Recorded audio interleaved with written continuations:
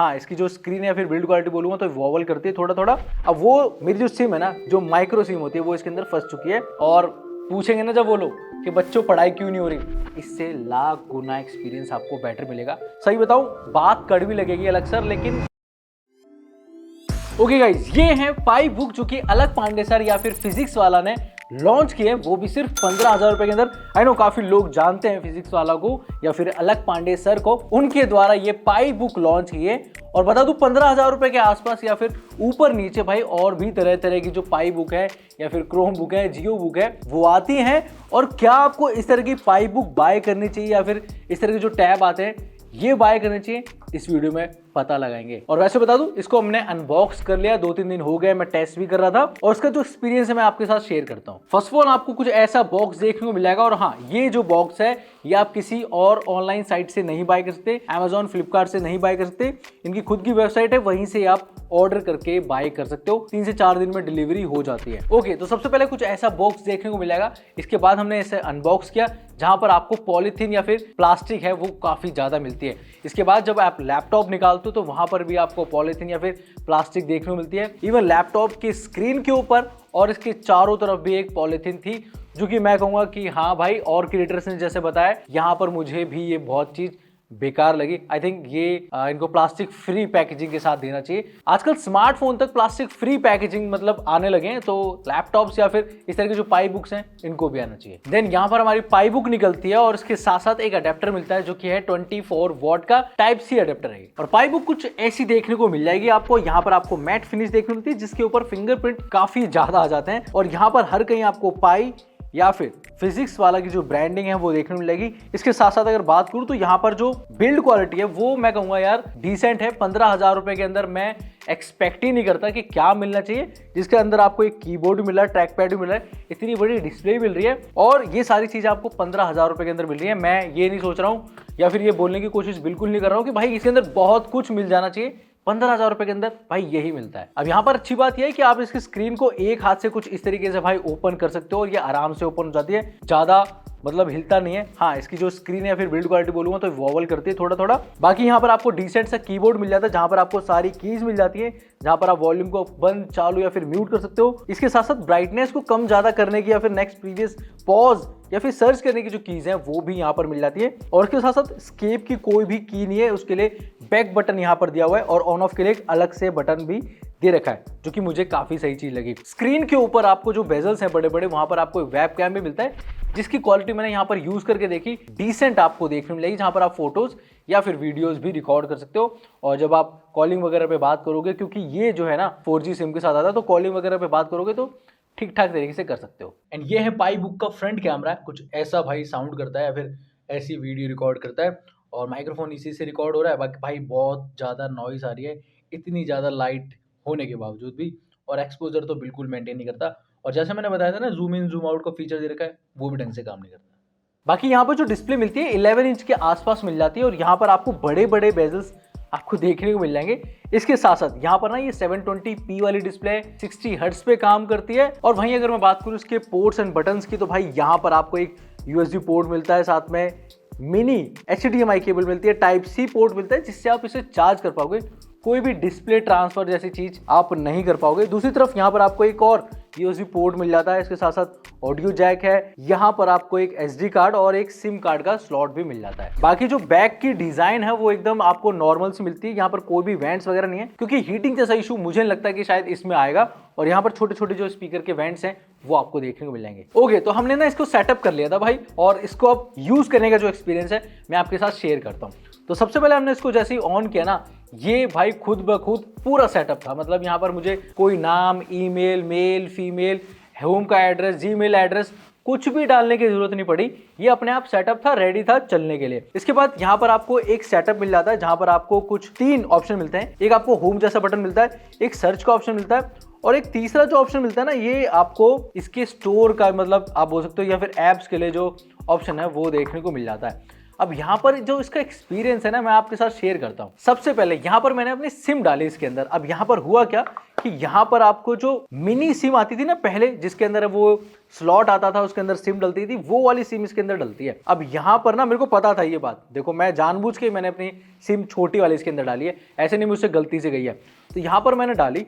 अब होता क्या है, जब आप बड़ी सिम डालोगे तो वो बैक आती है ना, उसको प्रेस करोगे तो बैक आती है, वो चीज़ नहीं है यहाँ पर। मैं उस चीज़ की बुराई कर रहा हूँ।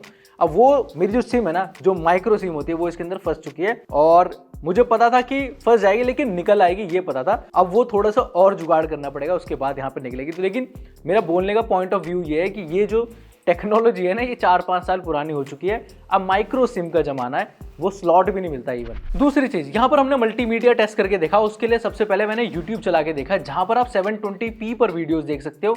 इसके ऊपर अगर आप जाओगे तो हैंग करता है या फिर लैग करती है इसकी स्क्रीन। उसके बाद यहाँ पर जो ऑप्शंस आते हैं YouTube के ऊपर, वो यहाँ पर आपको मिसिंग देखने को मिलेंगे, क्योंकि ये Android 13 पे बेस है। अब इससे इसको कुछ लेना देना नहीं है, लेकिन फिर भी अपडेट करने के बाद YouTube के ऊपर कोई भी ऑप्शंस आपको नहीं दिखाई देंगे। इसके बाद हमने स्पीकर भी टेस्ट करके देखे। 2 स्पीकर्स आते हैं जिनकी क्वालिटी मैं कहूंगा कि बहुत ही ज्यादा एवरेज है, मतलब बहुत ही पतली साउंड करते हैं। मतलब मैं कहूंगा कि कानों में थोड़ा सा दर्द हो जाएगा अगर आप फुल वॉल्यूम पर सुनोगे।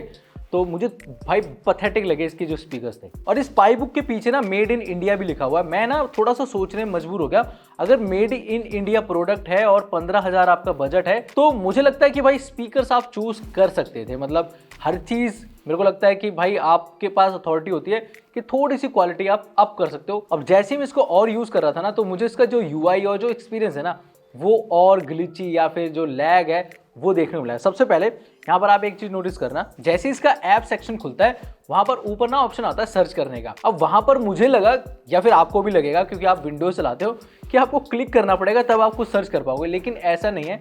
बस आपको कर्सर वहां पर ले जाना है और छोड़ देना है, उसके बाद आप सर्च कर सकते हो। है तो इजी थिंग, लेकिन हमारी मेंटेलिटी पे ये चीज नहीं है, क्योंकि हम विंडो यूज करते हैं। तो हो क्या रहा था, मैं बार बार वहां पर प्रेस कर रहा था उस चीज को, और वो टाइपिंग करने का ऑप्शन कुछ नहीं आ रहा था। दूसरी चीज, इसकी जो एनिमेशंस हैं बहुत ज्यादा ग्लिची हैं, मतलब बहुत ज्यादा लैग ही है। कहीं कहीं ये एकदम से ओपन हो जाता है, कहीं ये बिल्कुल भी एक्सपीरियंस नहीं देता आपको कि हाँ भाई जो उसका UI है वो कुछ अच्छे से डिजाइन कर रखा हो। हालांकि यहाँ पर आपको पाई UI मिल जाता है, और वो इतना अच्छे से वेल ऑप्टिमाइज बिल्कुल भी नहीं है। समझ लो, यहाँ पर ना मेरे को स्क्रीन का वॉलपेपर चेंज करना था। अब यहाँ पर स्क्रीन के वॉलपेपर के लिए कोई भी अलग से वॉलपेपर है ही नहीं, इसके अंदर सिर्फ एक वॉलपेपर दिया हुआ है। अब यहाँ पर सेटिंग्स में जैसे ही आप जाते हो तो वहां पर आपको डिस्प्ले का ऑप्शन मिलता है, लेकिन डिस्प्ले जब खुलता है तो वो एक छोटी सी टैब में खुलता है।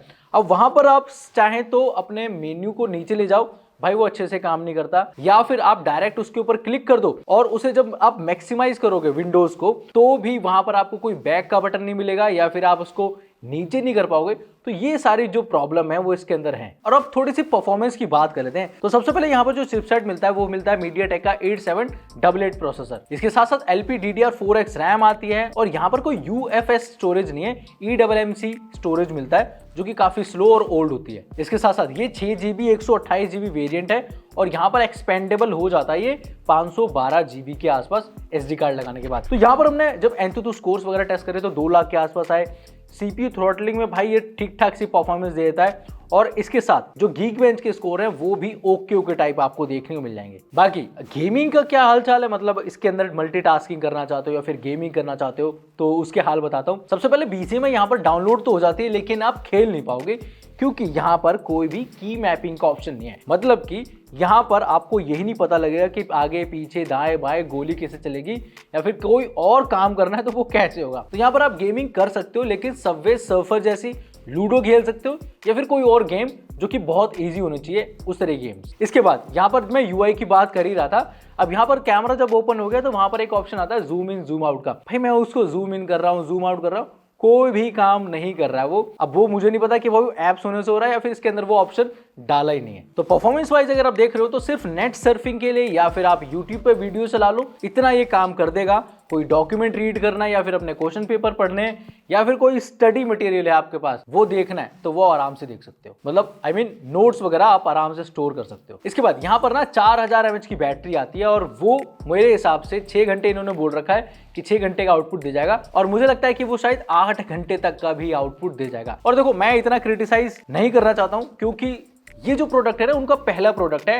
नॉन टेक्निकल बंदे के लिए एक टेक्निकल प्रोडक्ट निकालना थोड़ा सा देखो चैलेंजिंग रहता है। अब ये जो प्रोडक्ट है, सही बताऊं बात कड़वी लगेगी अलग सर, लेकिन इतना वैल्यू फॉर मनी या फिर बच्चों के लिए मतलब मुझे लग पा रहा है कि इससे पढ़ पाएंगे, ये खिलौना बन के ज्यादा रह जाएगा उनके बीच में। अब मुद्दे की बात पे आते हैं कि इस तरह के जो प्रोडक्ट होते हैं उसकी जरूरत है क्यों स्टूडेंट्स को, और इस तरह की प्रोडक्ट की जरूरत है या फिर नहीं है, या फिर इसका कोई अल्टरनेटिव उनके पास है, उसकी बात करते हैं। देखो ये 15,000 रुपए के अंदर आता है, जहां पर ये कुछ इतना ही ओपन होता है, साथ में स्क्रीन के ऊपर भाई आपको 720p वाला ही कंटेंट देखने को मिलेगा, कैमरा एवरेज है, बैटरी भी एवरेज है, साथ में कीबोर्ड लगा हुआ है यहाँ पर, और एक्सपीरियंस आपका एकदम बेकार है, मतलब स्पीकर बेकार है, एनिमेशंस बेकार है, यूआई बेकार है, और काफ़ी सारी चीज़ें हैं जो इसमें चलती ही नहीं है। जैसे कि अगर बाई चांस आपको मूड फ्रेश करने के लिए गेम ही खेलनी पड़ जाए तो वो भी आप नहीं कर पाओगे। तो मेरा सजेशन क्या रहेगा, मतलब ये 15,000 रुपये का है, अब 12,000 का कोई ऐसा टैब खरीदो। देखो ये तो शायद 19-20 हज़ार रुपये का है, ये भी अच्छा टैब है। आप 12,000 रुपये का एक टैब खरीदो, उसके साथ साथ एक कीबोर्ड ले लो और एक माउस ले सकते हो अगर आपको कुछ ऐसा एक्सपीरियंस लेना है, मतलब एंड्रॉयड का एक्सपीरियंस लेना है। और अगर आपका बजट है, सच में आप लैपटॉप लेना चाहते हो, तो क्रोमबुक आती है 19-20 हज़ार रुपये के आसपास, वो आपको इससे ज़्यादा बेटर एक्सपीरियंस दे पाएगी। वरना अगर आप सच में ही 15-16 हज़ार या फिर 17 हज़ार रुपये के अंदर लैपटॉप ही लेना चाहते हो, मैं कहूँगा ऑफलाइन में कोई सेकेंड हैंड लैपटॉप भी ट्राई कर सकते हो, इससे लाख गुना एक्सपीरियंस आपको बेटर मिलेगा, मैं लिख के देता हूँ। वैसे मैंने 2-3 चीजें और भी नोटिस करी इस लैपटॉप के बारे में, जैसे कि यहाँ पर जैसे ही मैंने इसको ओपन किया था तो YouTube के ऊपर, तो सबसे पहले ना मतलब मैंने कुछ सर्च ही नहीं किया था, वहां पर भी अलग सर 30 मिनट करके कुछ लिखा रहा था, पता नहीं भाई वो कैसे आ गया, वो चीज आ रही थी। दूसरी चीज, यहाँ पर आप YouTube ओपन कर लेना, कोई ना कोई वीडियो आपको अलग सर की दिखाई दे जाएगी, भाई पता नहीं क्या एल्गोरिथम डाल रखा है इन्होंने, भाई वो चीज देखने को मिल जाएगी। तीसरी चीज, यहाँ पर आपको कोई भी प्ले स्टोर नहीं मिलता, यही पाई स्टोर मिलता है, जहां पर आपको बहुत सारी ऐप्स देखने को मिल जाएंगी, और वो पॉसिबल कैसे हो रहा है भाई ये तो यही जानते हैं। इवन अभी भी मैंने ना यहाँ पर बस YouTube ओपन करा है, यहाँ पर एक चीज नोटिस करना भाई, अलग सर की जो इंग्लिश पेपर की जो वीडियो है ना वो यहाँ पर आ चुकी है। अभी भी यहाँ पर देखोगे तो भाई ये लेटेंट के साथ यहाँ पर मेरी वीडियोस के साथ साथ अलग सर की वीडियो भी आप लोगों को दिखाई दे रही होगी। तो मेरा सजेशन मैंने आपको बता दिया कि आप एक लैपटॉप ले सकते हो सेकंड हैंड, अगर आपको बजट नहीं है तो, या फिर आप टैब में इन्वेस्ट कर सकते हो, 12-13 हज़ार रुपये का टैब लो, एक कीबोर्ड लो, वो बढ़िया है, और अपना काम चलाओ, स्टडी करो भाई, इसके चक्कर में अभी मत पड़ना। और मैं भी एक्सपेक्ट कर रहा हूँ अलग सर से कि भाई फ्यूचर में इससे तगड़ा प्रोडक्ट लेके आएंगे, और पूछेंगे ना जब वो लोग कि बच्चों पढ़ाई क्यों नहीं हो रही, तो बता पाएंगे लोग कि भाई इसकी वजह से नहीं हो रही, वरना तो हो रही है। बाकी ये वीडियो पर खत्म कर रहा हूँ, आई नो भाई थोड़ा सा ज़्यादा हो गया, लेकिन मैं किसी को रोस्ट नहीं कर रहा, किसी के बारे में कुछ भी नहीं बोल रहा, बस प्रोडक्ट ऐसा है मैं इसके बारे में बोलना चाहता हूँ, और अलग सर बहुत अच्छा काम कर रहे हैं। ये वीडियो यहीं पर खत्म कर रहा हूं। अगर आपको वीडियो पसंद आए तो प्लीज वीडियो को लाइक जरूर कर देना, चैनल में पहली बार आए सब्सक्राइब कर देना। मैं मिलता हूं नेक्स्ट वीडियो के अंदर।